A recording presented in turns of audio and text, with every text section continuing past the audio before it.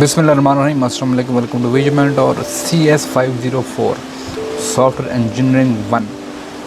अब ये वो लेक्चर है, ये वो बुक है आपकी जिसमें आपको सॉफ्टवेयर डेवलपमेंट के बारे में बताया गया है।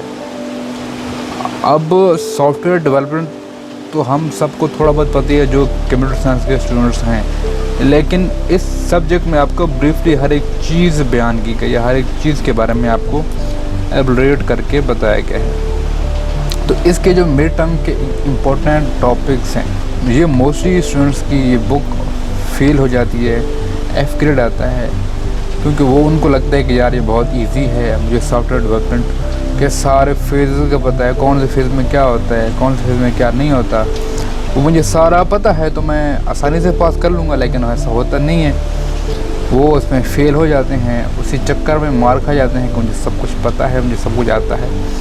तो आज मैं आप सब लोगों को बताऊंगा कि इसमें के जो इम्पोर्टेंट लेक्चर्स हैं, इम्पोर्टेंट टॉपिक्स हैं फॉर द मिड टर्म, वो कौन कौन से हैं।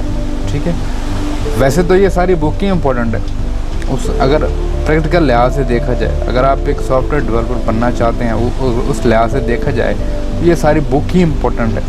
अगर आपने बस सब्जेक्ट को पास करना है अच्छे ग्रेड से, ठीक है, अगर B ग्रेड लेना है, B पॉजिटिव लेना है, ठीक है, तो तब तो आप ये वीडियो देखें। अगर आप चाहते हैं कि मैं इन फ्यूचर सॉफ्टवेयर डेवलपमेंट करना चाहता हूँ या चाहती हूँ, तो आपने पूरी जो बुक है इसको आपने देखना है। टेबल ऑफ कंटेंट में हमारे पास सबसे पहले लेक्चर नंबर 1 है, इंट्रोडक्शन है सॉफ्टवेयर इंजीनियरिंग। लेक्चर नंबर 2 में इंट्रोडक्शन टू सॉफ्टवेयर डेवलपमेंट है। ठीक है, इंट्रोडक्शन तो सबको पता है कि हम मिस नहीं कर सकते, हमने पढ़ना होता है, तो आपने इन दोनों को गो थ्रू करना है। लेक्चर नंबर 3 और 4 सॉफ्टवेयर इंजीनियरिंग रिक्वायरमेंट्स, ठीक है, इन दोनों में से एक लेक्चर भी अच्छे से तैयार कर लिए तो आपके दोनों लेक्चर कवर हो जाएंगे, पहली बात। दूसरी बात ये कि ये लेक्चर इम्पोर्टेंट है दोनों, इनमें से आपके MCQs आते हैं, आपके शॉर्ट क्वेश्चन आते हैं, कभी कभी आपका लॉन्ग क्वेश्चन भी आ जाता है इसमें से, तो आपने इसको सही से तैयार करना है। Lecture number 5 relation of components of software requirements, मतलब वो सॉफ्टवेयर रिक्वायरमेंट्स से जो कंपोनेंट्स हैं उनका आपस में रिलेशन क्या होता है, तो ये बहुत ज़्यादा इम्पोर्टेंट लेक्चर है आपके MCQs के लिए, आपके शॉर्ट क्वेश्चंस के लिए। और मोस्ट ऑफ द टाइम आप लॉन्ग क्वेश्चन ओबियसली आता है कि आपको वो डायग्राम दे देते हैं और बताते हैं इसका रिलेशन क्या है इन कंपोनेंट्स का आपस में, कौन सा कंपोनेंट अगर वर्क ना करे तो क्या होगा दूसरे के साथ, ये सारा कुछ आपका पूछ लेते हैं। ठीक है, तो आपने इसको भी तैयार करना है। Use case diagram for a system library system, go through कर लेना, बाकी छोड़ देना। Lecture number 7 source and sink analysis लाजमी तैयार करना। आपको सोर्स एंड सिंक का शॉर्ट क्वेश्चन आता है, शॉर्ट क्वेश्चन पक्का आता है इसका, ठीक है जी, आपने इसको लाजमी तैयार करना है।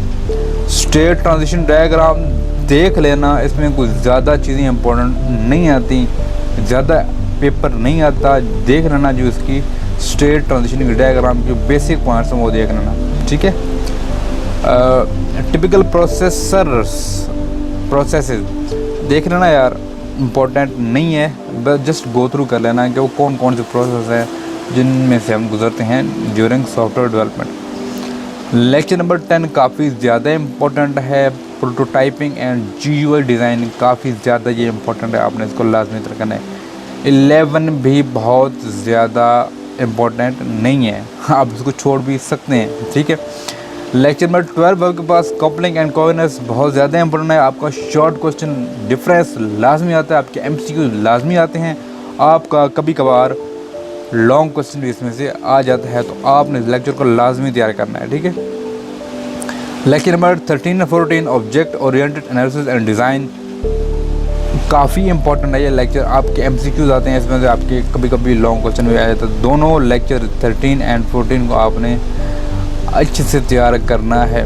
ठीक है जी, 15 में आप क्या रहे, यूजुअल ऑब्जेक्ट मॉडल नोटेशंस, बस रीड कर लेना, बाकी छोड़ देना, ज़्यादा मत नहीं मारने के साथ। लेक्चर नंबर 16 में derivation object model called methodology read कर लेना, ठीक है। इतना ही इम्पोर्टेंट, 16 और 17 दोनों ये इतने इम्पोर्टेंट नहीं है, लेकिन फिर भी आप इनको रीड कर लेना, आपके लिए बेहतर रहेगा। Case study, Queen's convention store, read लाजमी करना है, इसको छोड़ना नहीं है। लॉन्ग क्वेश्चन आ सकते हैं इसमें से, ठीक है जी। लेक्चर नंबर 19 आइडेंटिफाई स्ट्रक्चर, लाजमी रीड करना, लाजमी रीड करना, ठीक है जी। लेक्चर नंबर 20 में इंट्रैक्शन डायग्राम्स लाजमी रीड कर लेना, ठीक है जी। एंड सीक्वेंस डायग्राम छोड़ देना। System and software architecture lecture number 22 लाजमी देख लेना यार, इसको स्किप मत करना, ठीक है। तो होप सो ये वो सारे लेक्चर्स हैं जो आपके लिए इम्पोर्टेंट हैं, ठीक है, आपके मिड टर्म के लिए इम्पोर्टेंट है, ठीक है। अब जिन लेक्चर को मैं कहता हूँ कि यार रीड कर लेना, तो रीड करने का मतलब ये नहीं होता कि आपने बैठ के रट्टा मारा है, उनको आपने जस्ट गो थ्रू करना होता है, ठीक है। आपने जस्ट उनको कंसेप्ट लेना होता है, हल्का सा कंसेप्ट आपके जेहन में बैठे हों कुछ पॉइंट्स, जब अगर क्वेश्चन आ भी जाता है तो आप स्किप ना करें।